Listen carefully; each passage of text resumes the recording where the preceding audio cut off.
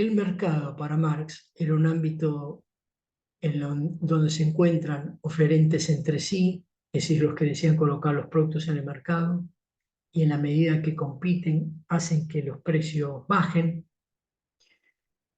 Demandantes, es decir, los que desean los productos, que en la medida que compiten hacen que los precios suban, y ambos conglomerados compitiendo entre sí, generando distintos precios según eh, la presión o la fuerza que tiene un conglomerado u otro respecto al que tiene enfrente. Los neoclásicos han intentado y realizado representar el comportamiento de cualquier mercado, de todos los mercados, mediante la representación gráfica y analítica. Acá vamos a ver la representación gráfica, donde se simplifica extremadamente la realidad, es decir, que se omiten una serie de situaciones que podrían complicar esta representación, buscando simplificar las distintas circunstancias que mueven a los mercados para expresar lo más importante. Por supuesto que tanto en Marx como en los neoclásicos, el, el análisis, por ejemplo, de los mercados tienen contenido ideológico que es de distinta naturaleza.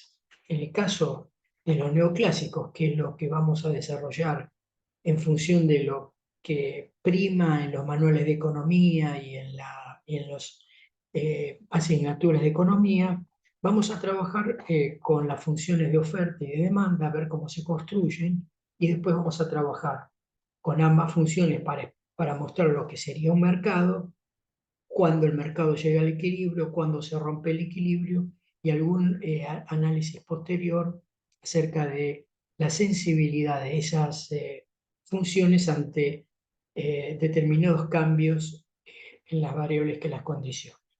Veamos una situación hipotética.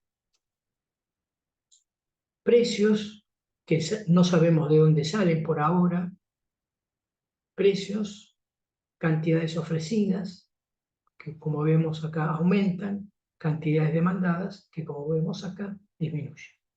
En esta situación estaríamos en presencia de bienes normales, es decir, bienes para los cuales se cumple la ley de la oferta, que dice que cuando los precios suben, las cantidades ofrecidas crecen, y la de la demanda al revés. Cuando los precios suben, las cantidades demandadas disminuyen.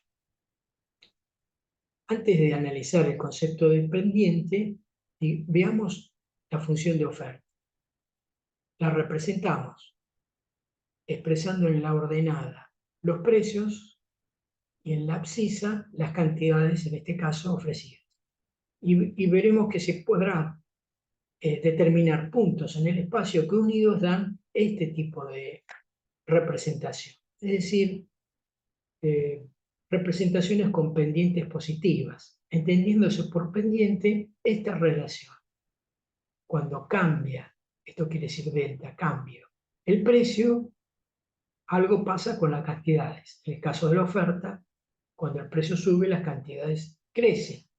Por lo tanto, la pendiente siempre es positiva. Por esta razón, la oferta tiene esta forma. Ahora bien, si actúan otros factores sobre la oferta, no ya los precios del mismo bien, sino otros factores, se expresan gráficamente en desplazamientos de la curva de oferta. Por ejemplo, si estamos analizando el mercado de los panes de manteca, el pan vendría a funcionar como un bien complementario de la manteca, toda vez que se consumen juntos, teóricamente. Si sube el precio del pan, la oferta de manteca aumenta. ¿Es así? No. Los factores que influyen sobre la oferta tienen que ver con la producción. Por ejemplo, que aumenten o disminuyan los precios de los factores productivos. Si aumenta el precio de algún factor productivo, todos, algunos, se supone que los costos de producción crecen y por lo tanto la oferta disminuye. ¿Cómo muestro una disminución de la oferta? Bien, si a este precio la oferta inicial era esta y ahora la oferta inicial es menor, este movimiento desde esta curva a esta curva superior me va a mostrar la disminución de la oferta, que también podría estar motivada, en este caso, por una caída de la productividad de alguno o todos los factores productivos. ¿Qué pasa con la demanda? Veámoslo ahí. La demanda se comporta distinto según la ley que la regula. Si los precios suben, las cantidades demandadas disminuyen. Acá sí existe los bienes complementarios, como en este caso sería el pan. Si el precio del pan aumenta, disminuye la demanda de manteca, y esto lo muestro en el gráfico, desplazando la curva de demanda, que en este caso tiene pendiente negativa por la ley de la demanda. Desplazo la curva de demanda para mostrar que a los mismos precios, la demanda disminuye. Antes era esta, ahora a este precio la demanda es menor. Cae, se dice así, la curva de demanda, y como en el caso de la oferta, aunque no es perfecto, porque está hecho a mano, alzada, estoy tratando de mostrar que el desplazamiento de las curvas, tanto de oferta como de demanda, son paralelas. ¿Por qué? Porque estoy presuponiendo que la relación entre los precios y las cantidades se mantiene igual, es decir, que las pendientes de ambas curvas no se alteran. Si se alterasen, tendríamos una complicación porque estaríamos violentando el principio científico según el cual, para ir analizando el comportamiento de una función o de una variable, hay que ir de a poco, digamos, manteniéndose constantes, ceteris paribus, todas las demás. ¿Qué pasa si eh, hay un bien sustituto del pan de manteca, por ejemplo, el queso untable? Bueno, acá la relación sería distinta. Si crece el precio del queso untable, aumentaría la demanda de manteca, nos desplazaríamos hacia arriba. ¿Qué pasa si cambia la renta al consumidor? Lo mismo, la relación es directa. Si aumenta la renta, aumenta la demanda, la curva se desplaza. Disminuye la renta, lo mismo. Al contrario. El caso Giffen es un caso justamente que violenta la ley de la demanda. Es un caso histórico estudiado por este individuo en Irlanda, que nos dice que en esas situaciones muy especiales la gente vivía en los límites de la hambruna, y entonces cuando los precios de la papa, que era el bien que se consumía, aumentaban, la demanda de papas crecía. Por lo tanto, la curva de demanda, en lugar de tener una pendiente negativa, tenía una pendiente positiva. Es un caso especial. En estas representaciones, el precio o los precios surgen, no se sabe de dónde. Es un factor o una variable exógena a la representación. Ahora, cuando trabajamos con el mercado, tenemos que presentar ante nosotros las dos curvas trabajando conjuntamente. Cuando trabajamos con las dos curvas, entonces tenemos esta situación. Siempre en la ordenada los precios, en la abscisa las cantidades. Vean ustedes,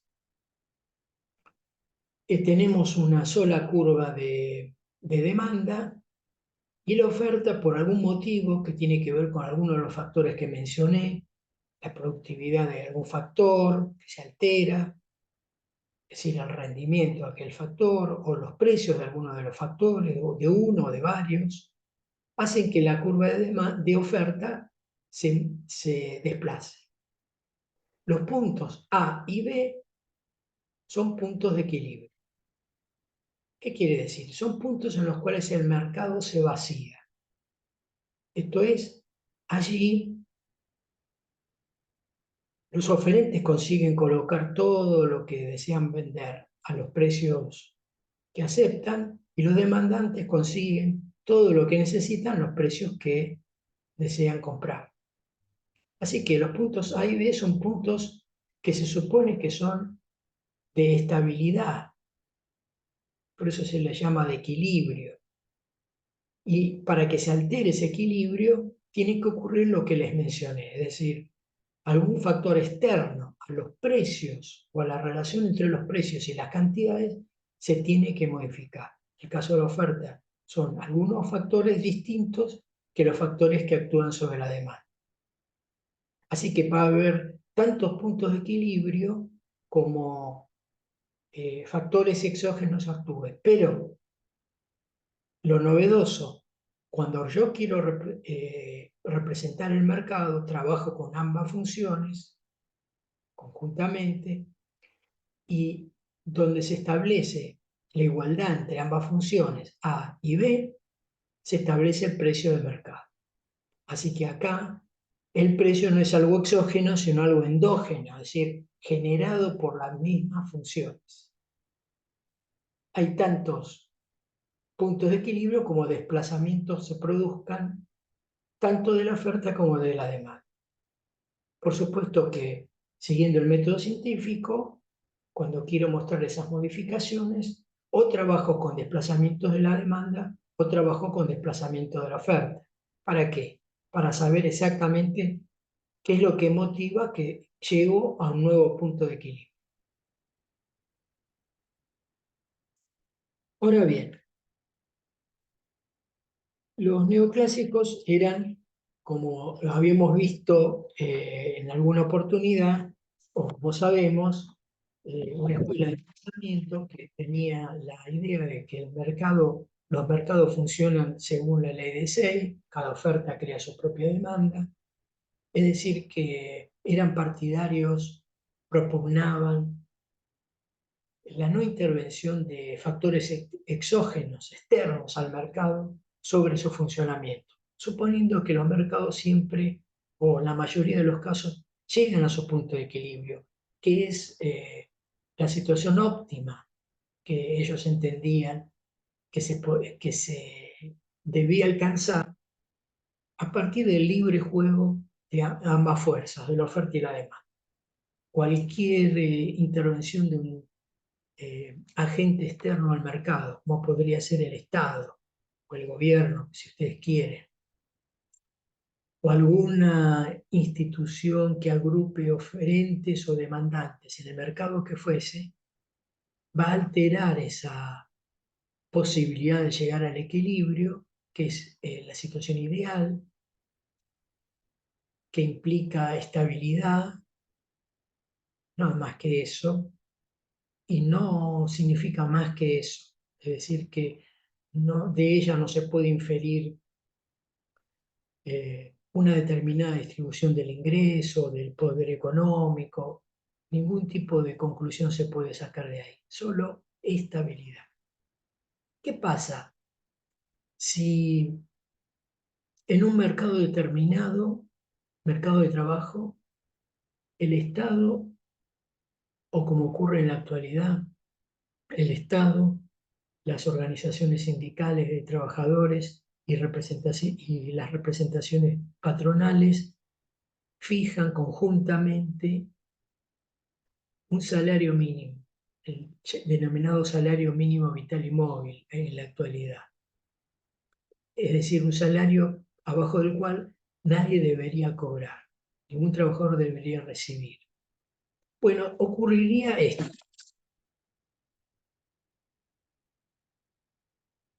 Ese precio mínimo, obviamente para que tenga algún efecto debe estar por encima del precio de equilibrio, porque si coincidiese con el precio de equilibrio no tendría sentido, y si estuviese por abajo del precio de equilibrio, digamos,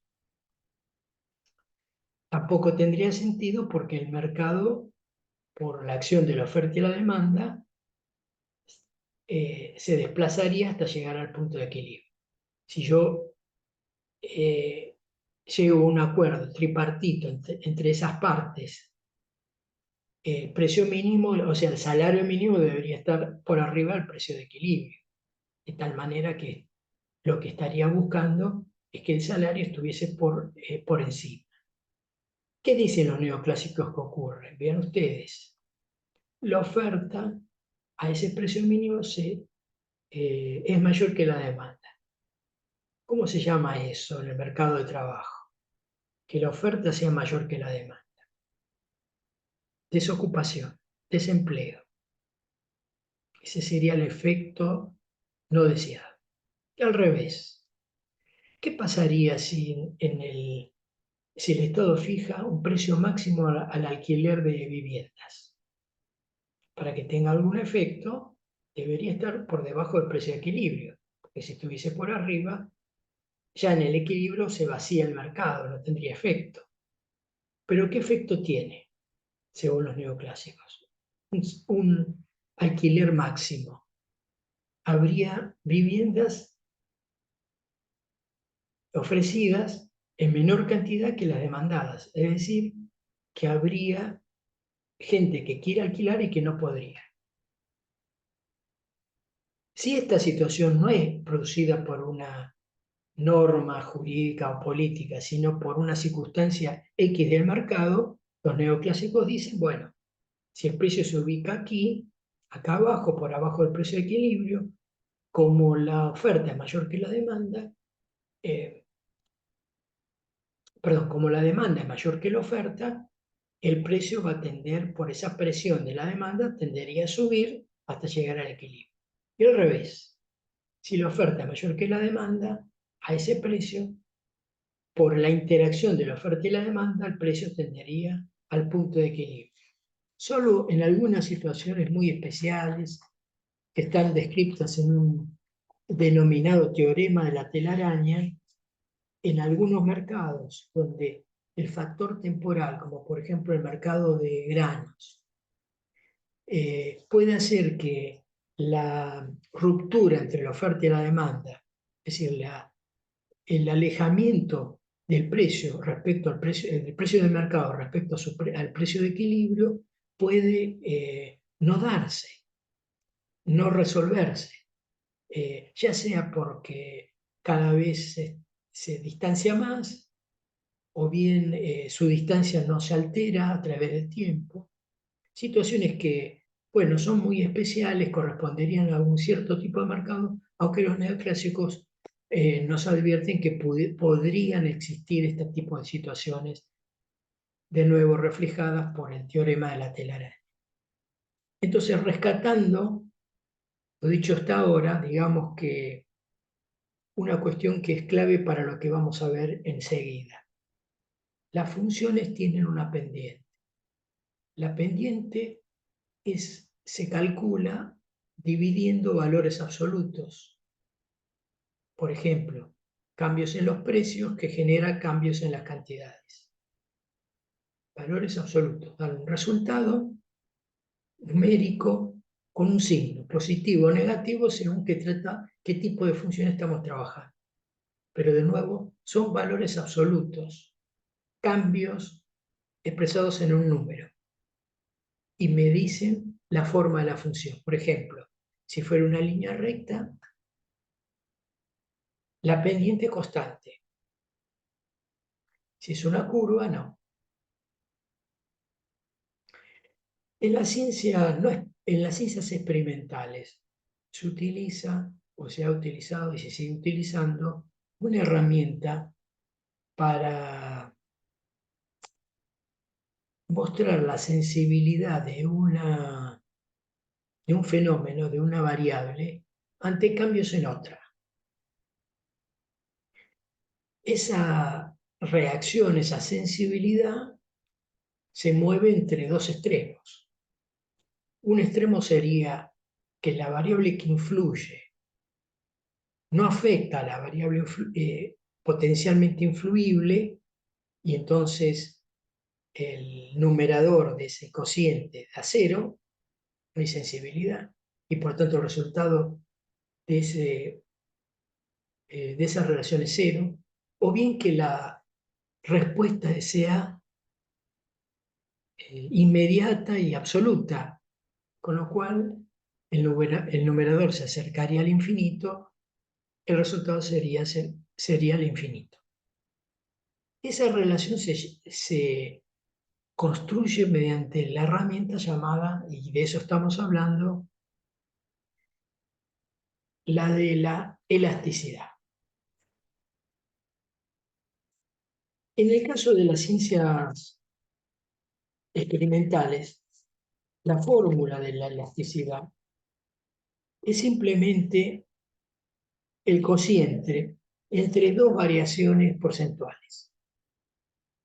En el numerador, olvidémonos qué quiere decir cada una. En el numerador, el cambio de la variable Q respecto a su valor original, expresado en porcentaje, y en el denominador, la variable independiente, la variable que influye, la variación de esa variable respecto a su valor original. Esto me da un resultado numérico que, como estamos trabajando con porcentajes, es un valor sin porcentaje, los porcentajes se simplifican, me da un número con un signo, positivo o negativo. Es así como se construye la elasticidad. Yo ya acá estoy usando no variables de ciencias experimentales, sino variables de la economía, del estudio de mercados. ¿Qué estoy usando? Los precios y las cantidades. Pero en el caso de la elasticidad no estoy dividiendo valores absolutos, sino que estoy dividiendo porcentajes. ¿Qué quiere decir? Que estoy diciendo que en el denominador, en qué porcentaje cambia el precio, y en el numerador, en qué porcentaje cambia la cantidad.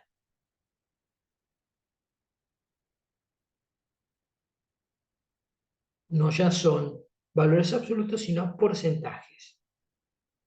¿Y qué me refleja? La sensibilidad de las cantidades, o sea, cómo son influidas por los cambios en los precios. Por supuesto que esto se utiliza ahora, los neoclásicos lo usan en el campo de la economía para mostrar cómo la oferta o la demanda, una independientemente de la otra, se ven influidas por las variables que la pueden afectar. ¿Cuáles son las variables que pueden afectar para el uso de la elasticidad? La demanda. Bueno, la renta del consumidor, los precios de los bienes complementarios, recordemos el pan, los precios de los bienes sustitutos, que es untable. Y en el caso de la oferta,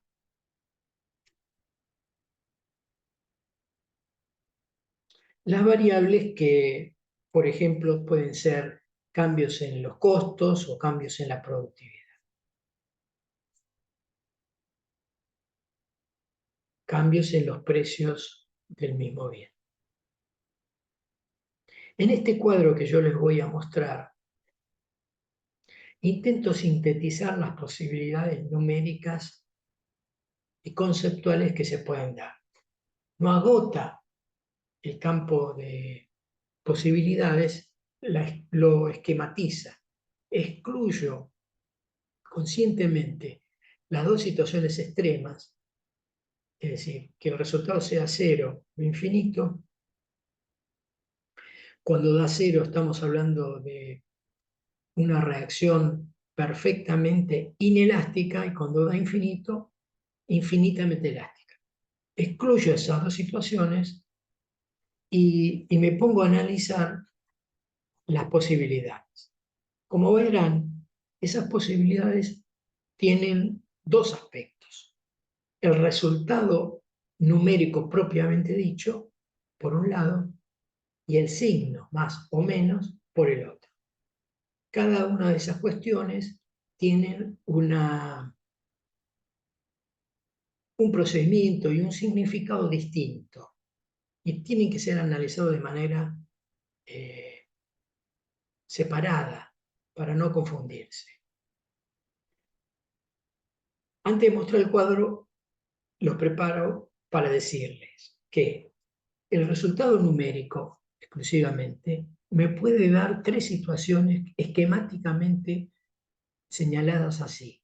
Cuando el resultado es mayor que 1, cualquier número mayor que 1, se dice que el resultado es elástico. La variable influida, oferta o demanda, reacciona de forma elástica. Cuando el resultado es 1, la elasticidad es unitaria, ningún invento. Y cuando es menor que 1 quiere decir 0, distintos números que difieren de 0, se dice que es inelástica la reacción de la variable influida. Tres opciones: igual a 1, mayor que 1, menor que 1. Para evitar la confusión, menor que 1 no quiere decir que sea negativa, sino que es 0, algo, distinto de 0.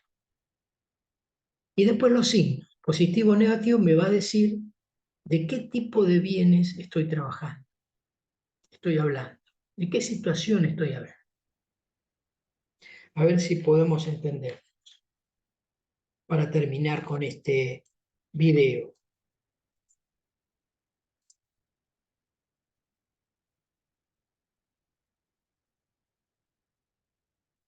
Veamos. Tres situaciones: inelasticidad, elasticidad unitaria, elástica. Denominaciones: elasticidad, precio de la demanda.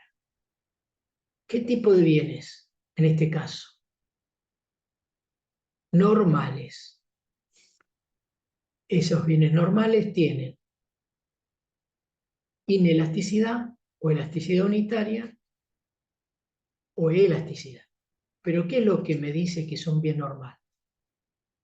Lo que dije al comienzo, que se cumple la ley de la demanda. Si los precios aumentan, las cantidades demandadas disminuyen. Por eso el resultado siempre es negativo.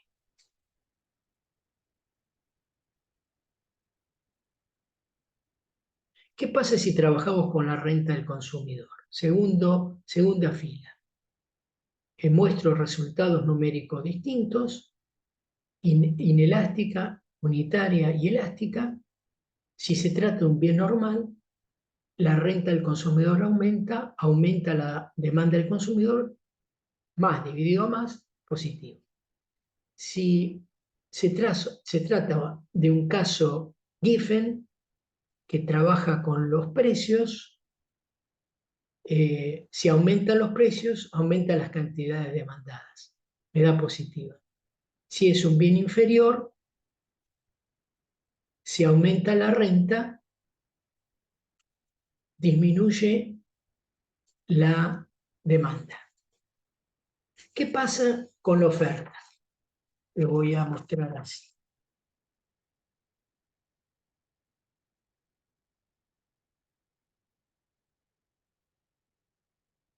También,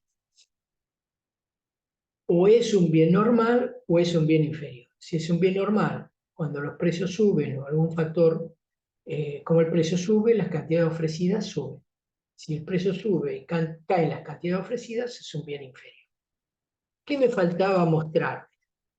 Una situación con bienes complementarios o sustitutos. ¿Qué pasa si son bienes complementarios?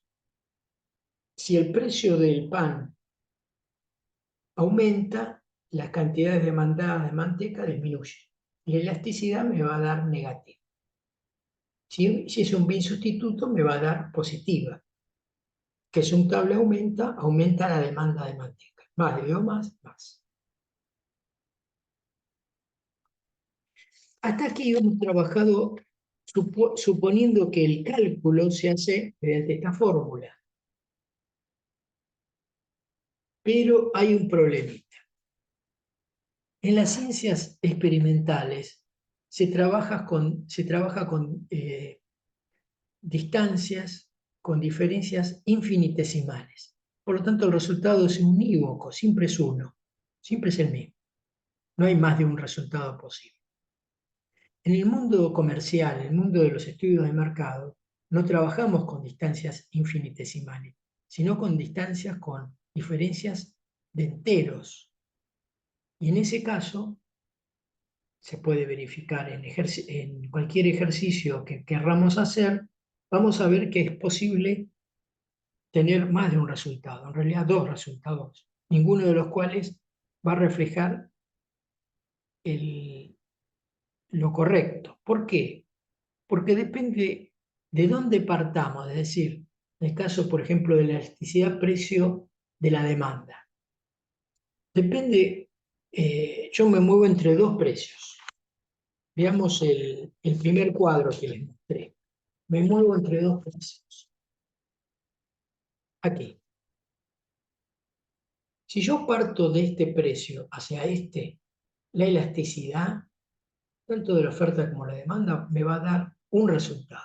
Si yo parto de este precio hacia este, la elasticidad, precio de la oferta o la elasticidad, precio de la demanda. En el caso de la demanda, precio del mismo bien, precio cruzada, es decir, bienes complementarios o bienes sustitutos, me va a dar otro resultado. Eso se corrigió, sencillamente aplicando criterios matemáticos. ¿Y cuál es el criterio matemático que se aplica? A los fines prácticos. Consiste en hacer esto. Seguimos obteniendo resultados porcentuales que se simplifican. Acá estoy hablando de elasticidad-precio de la demanda, cualquiera, la que ustedes quieran, pero vean, tanto el numerador como el denominador se comparan no con un precio solo, inicial o final, sino con ambos, en promedio. Lo sumo y saco el promedio. Lo sumo, precio final, precio inicial, y saco el promedio. Cuando trabajo así, es decir, cuando trabajo en la mitad del camino entre el precio inicial del bien y el precio final, ahí puedo calcular un solo resultado y ese resultado es el resultado correcto. De nuevo, la elasticidad me muestra la sensibilidad de la demanda o de la oferta ante cambios en variables que influyen sobre ellas. Esos cambios pueden ser de elasticidad unitaria o de inelasticidad. Inelasticidad quiere decir baja sensibilidad. Elasticidad unitaria no tiene más explicación que esta.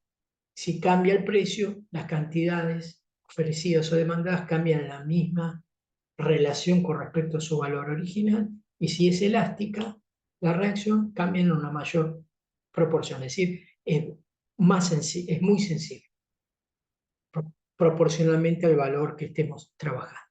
Bueno, hasta acá estamos viendo el comportamiento del mercado, de los mercados, usando las herramientas que los neoclásicos nos proveen para simplificar el comportamiento de la demanda, de la oferta, cómo se llega al punto de equilibrio, ese punto donde el mercado se vacía, es decir, todos satisfacen sus deseos, y la crítica a la intervención externa al mercado que implica romper el equilibrio, que es el gran objetivo de los neoclásicos.